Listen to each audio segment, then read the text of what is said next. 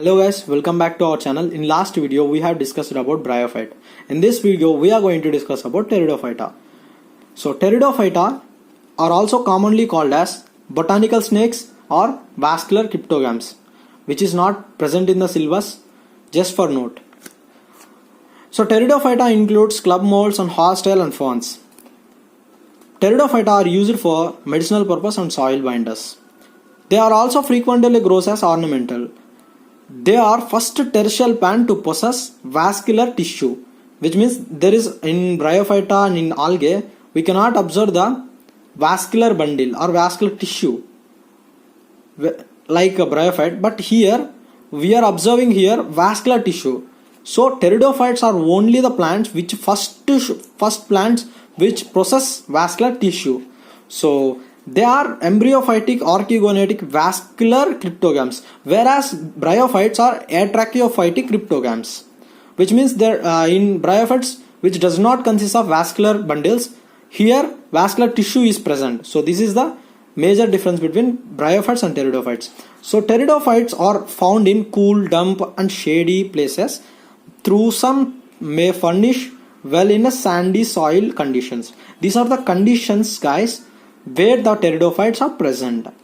So let us enter into the dominant phase in the life cycle of life cycle is gametophyte, which means gametes are the major dominant in the life cycle.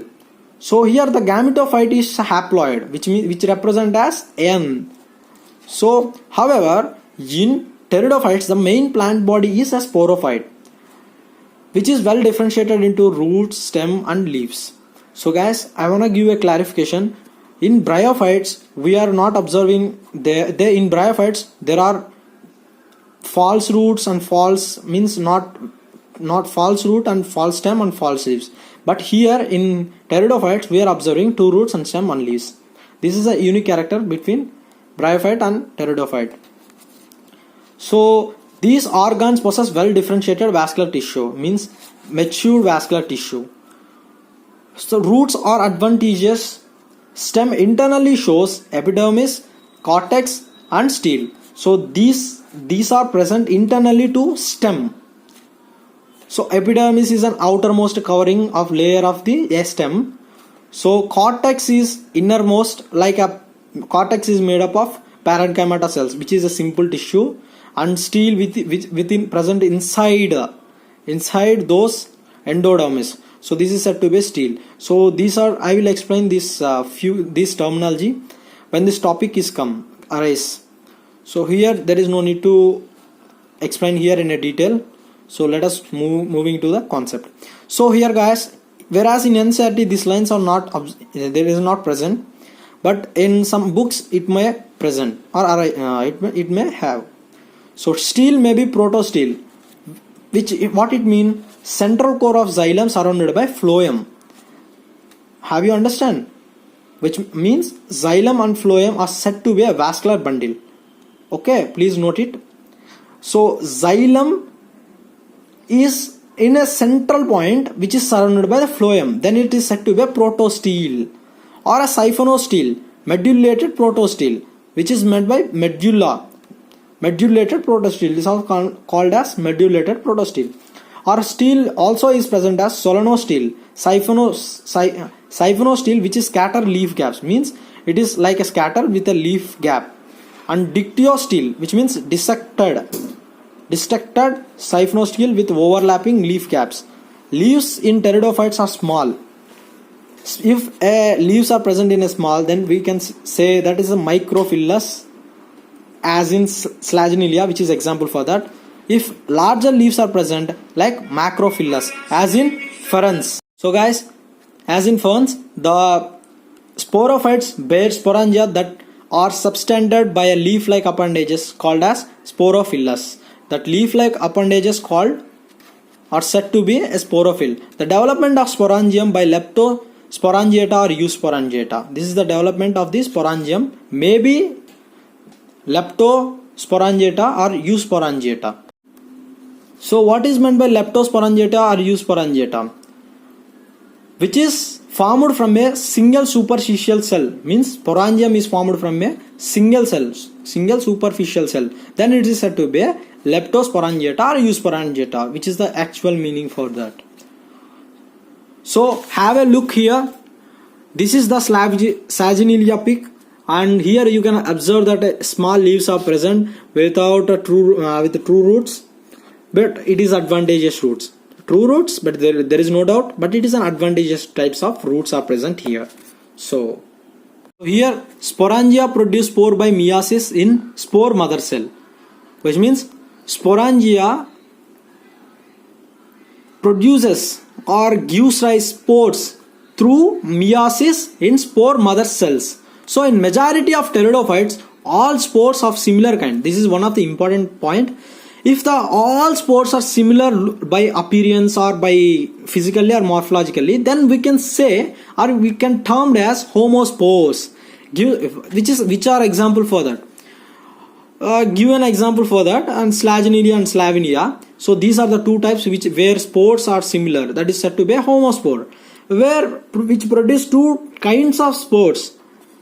Macrospores and megaspores are said to be a heterospore.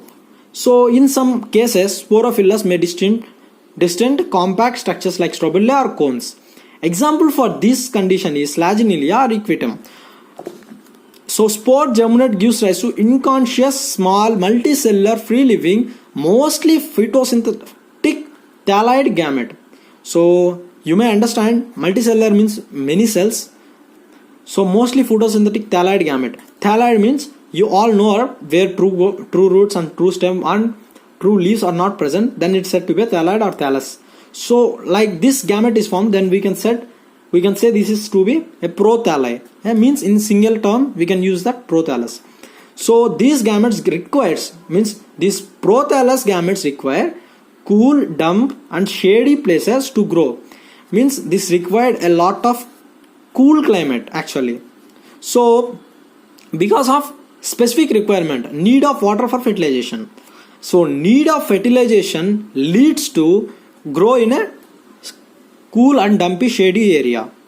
So they spread in a limited, because they are restricted to a narrow geographical region, which means they cannot transfer in a long way because they need a water and they need a dry conditions where it's not present in a long exposure. So that's why they are restricted to a narrow region. So here guys, the gametophytes bears male and female sex organ. So here male sex organ is antheridia and female sex organ is archegonia. So NEET or any other competitive exams also ask like female gamete is said to be what or male gamete is said to be what. Here the female gamete is archegonia. That's why we used the term archegoniatic to the pteridophyta. So you have to remember that. And the sex organ are multicellular, jacketed and sessile. You have to remember this. Multicellular, multicellular, jacket and sessile. So in heterospores, the plant and megaspores and microspores germinate gives rise to female and male gametes. Water required for a transfer of anthrozoid. Anthrozoids is nothing but a male gamete. So water required for the anthrozoids. Why water required for anthrozoids? Because male releases anthrozoids to indirectly to the water. So from water to archegonium, the water act as a barrier to travel or to carry their anthrozoids in water. So like that here guys, such to the mouth of the archegonium.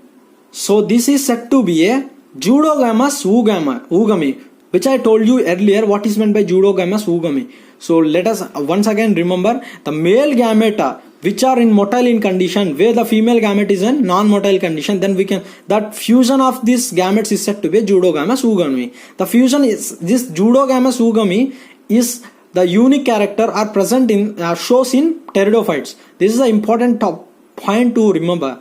So female gamete in these plants retains on a parental sporophyte and variable period. So development of the zygotes into young embryo takes place within the female gamete, which means the development of embryo will takes place within the gamete, means inside the gamete of female gamete.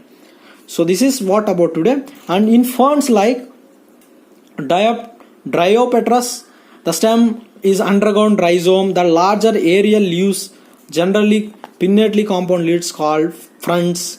Young leaves show circinate venation. This is a, so guys, why circinate venation is needed.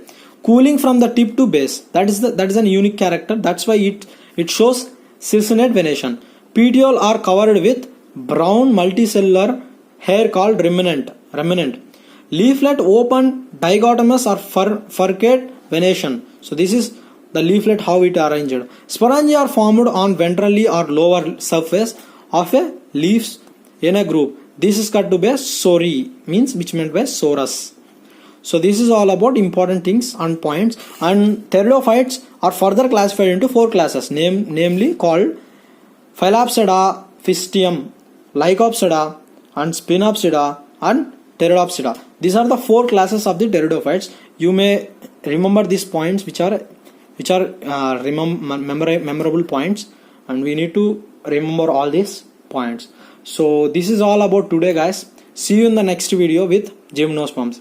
Hope you liked the video. If you like the video, please like, share, and please do subscribe, guys. See you in the next video. Bye bye.